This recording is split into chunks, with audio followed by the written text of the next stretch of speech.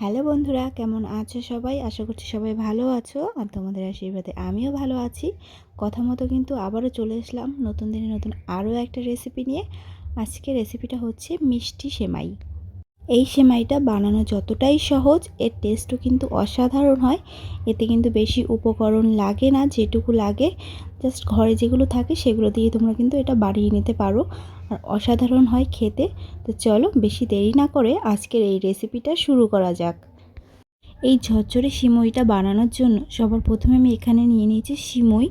তো এখানে 150 গ্রাম মতো সিমই আছে। আর এই সিমইটা কিন্তু একটু রোস্টেড থাকে, তার জন্য কিন্তু এরকম লাল লাল হয়ে গেছে। তো আমি প্যাকেটে থাকা অবস্থায় সিমইগুলোকে এরকমভাবে ভেঙে নিচ্ছি যাতে ভাজতে সুবিধে হয়।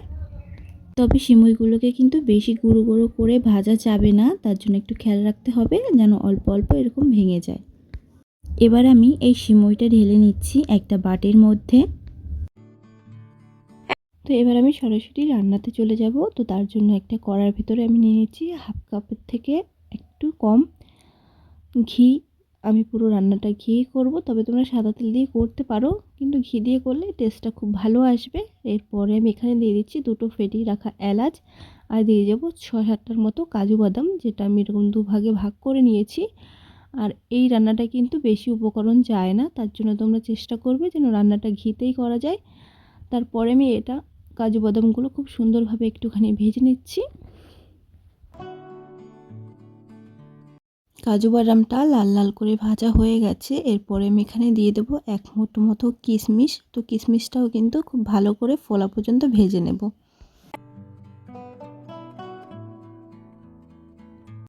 কিশমিশগুলো আমাদের ভাজা হয়ে গেছে, দেখো কত সুন্দর ফুলে গেছে। এরপরে আমি এখানে দিয়ে দেবো সিমুই। আর এই সময় কিন্তু গ্যাসের ফ্লেমটাকে লোতে করে সিমুইটাকে ক্রমাগত এরকমভাবে নাড়াচাড়া করে যেতে হবে। আর সিমুইটা যদি পুড়ে যায় তাহলে কিন্তু এর টেস্টটা খুব ভালো আসবে না, দেখতেও একদম ভালো লাগবে না। তার জন্য আঁচটা কম করে এরকম হালকা হালকাভাবে ভেজে নিতে হবে। 5 থেকে 10 মিনিট সময় নিয়ে সিমুইটাকে কিন্তু খুব ভালোভাবে আমি ভেজে নিয়েছি। এখন দেখতে পাচ্ছ সিমুইটা দেখতে কত সুন্দর লাগছে, আর এটা নাড়াচাড়া করতেও কিন্তু সমস্যা হচ্ছে না। তো এইভাবে যদি তোমরা 10 থেকে 15 মিনিট খুব ভালোভাবে সিমুইটাকে ভেজে নাও, এর কিন্তু টেস্টটা খুব সুন্দর আসবে আর দেখতেও খুবই ভালো লাগবে। তো এখন দেখো সিমইর কালারটা কিন্তু অনেকটাই চেঞ্জ হয়ে গেছে, তবে খেয়াল রাখতে হবে সিমইটা যেন পুড়ে না যায়। এখানে আমি 10 থেকে 15 মিনিট মতো সিমইটাকে খুব ভালো করে ভেজে নিয়েছি। আর দেখো সিমইটার কালারটা কত সুন্দর চলে এসছে। তো এরপরে আমি এখানে দিয়ে দেব স্বাদ মতো চিনি। তো এখানে আমি হাফ কাপের থেকে একটু কম নিয়েছি চিনি, তোমরা চাইলে কিন্তু নিজেদের স্বাদ অনুযায়ী চিনিটা ব্যবহার করতে পারো।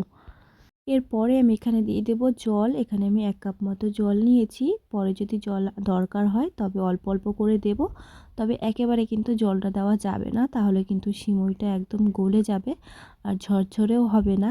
আর যেহেতু এখানে চিনি দিয়েছি, তো চিনিটা গলে কিন্তু আরও একটু জল এখানে বেড়ে যাবে।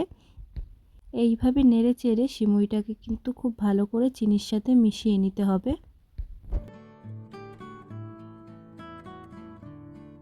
চিনিটা কিন্তু সম্পূর্ণটাই গলে গেছে।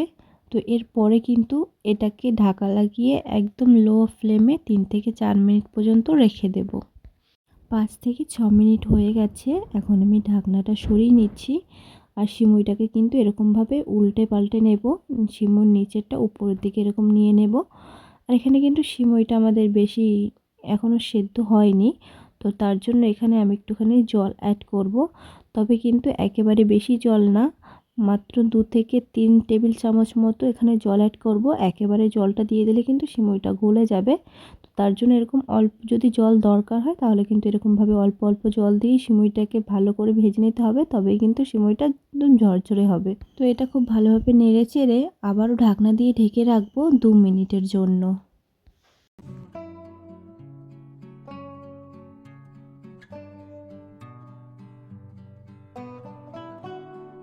2 মিনিট পর আমি এখন ঢাকনাটা সরিয়ে নেব।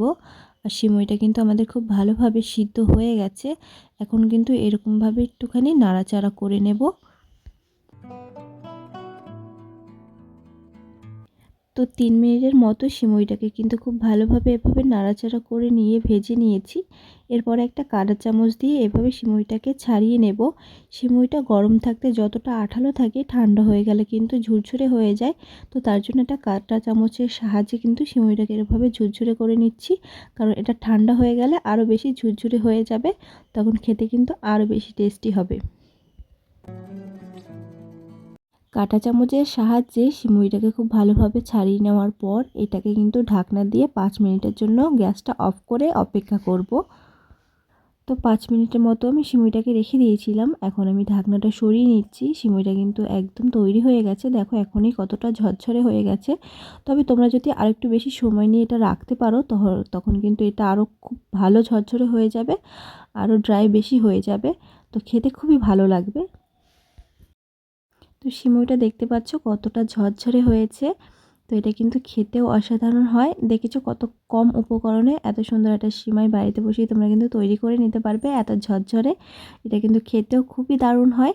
তো তোমরা এরপরে কিন্তু এটা সার্ভ করতে পারো গরম গরমও বা ঠান্ডা হলেও। তো এরকম ঝরঝরে সিমই কিন্তু তোমরা বাড়িতে একবার হলেও ট্রাই করতে পারো, সবাই কিন্তু খেয়ে প্রশংসাটাই করবে। তো আজকের এই সিমইয়ের ভিডিওটা তোমাদের কেমন লাগলো অবশ্যই কিন্তু কমেন্ট করে জানাতে কেউ ভুলো না। যারা যারা এখনও পর্যন্ত আমার চ্যানেলটাকে সাবস্ক্রাইব করোনি অবশ্যই চ্যানেলটাকে সাবস্ক্রাইব করে আমার পাশে থেকো, যাতে আমি এরকম নতুন নতুন ভিডিও তোমাদের দিতে পারি। তো আজকের এই ভিডিওটা এখানেই শেষ করছি। ফিরে আসবো নতুন দিনে নতুন আরও একটা দুর্দান্ত রেসিপি নিয়ে। ততক্ষণ সবাই ভালো থেকো, সুস্থ থেকো, আর সবাইকে টাটা।